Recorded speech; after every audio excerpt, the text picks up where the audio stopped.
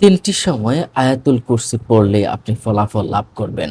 আমরা অনেকেই হয়তো জানি না।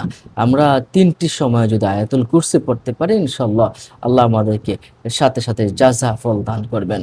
আর ১ নাম্বার হলো আপনি সকালে অথবা সন্ধ্যায় যদি পড়েন, রাসূল সাল্লাল্লাহু আলাইহি ওয়াসাল্লাম বলেছেন, ওই ব্যক্তি যাবতীয় ক্ষতি থেকে, জিনের দ্বারা ক্ষতি থেকে, শয়তানের দ্বারা ক্ষতি থেকে সম্পূর্ণরূপে হেফাজত রাখবে।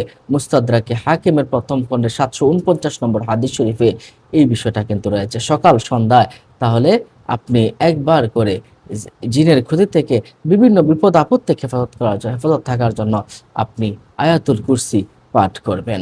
সকালে ঘুম থেকে উঠে অথবা ফজর নামাজের পরে অথবা ঘুমানোর সময়। আপনি সন্ধ্যায় ঘুমানোর সময় অথবা মাগরিবের পরে আপনি পড়তে পারেন।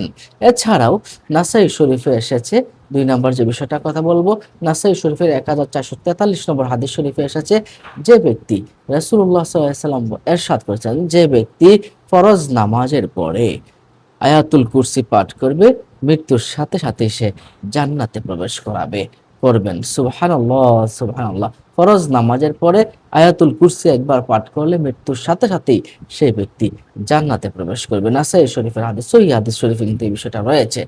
এরপরে ৩ নাম্বার বিষয় হলো, যে ব্যক্তি রাতে ঘুমানোর আগে যে ব্যক্তি রাতে ঘুমানোর আগে আয়াতুল কুরসি পাঠ করবে, সে সমস্ত রকমের বিপদ আপদ বালা মুসিবত থেকে সে হেফাজত থাকবে। ফেরেশতারা তাকে নিরাপত্তা দান করবেন।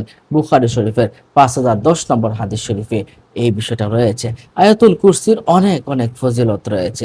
জিন, পরী, ভূত ইত্যাদি থেকে সম্পূর্ণরূপে হেফাজতে থাকা যায়। যাবতীয় বিপদ আপদ থেকে হেফাজতে থাকা যায়। এজন্য সকাল সন্ধ্যায় আসুন আমরা আয়াতুল কুরসি পড়ি, ঘুমানোর সময় আয়াতুল কুরসি পড়ি এবং প্রত্যেক ফরজ নামাজের পরে আমরা আয়াতুল কুরসি পড়ি। আল্লাহ আমাদের তৌফিক দান করুন। আমিন। আসসালামু আলাইকুম।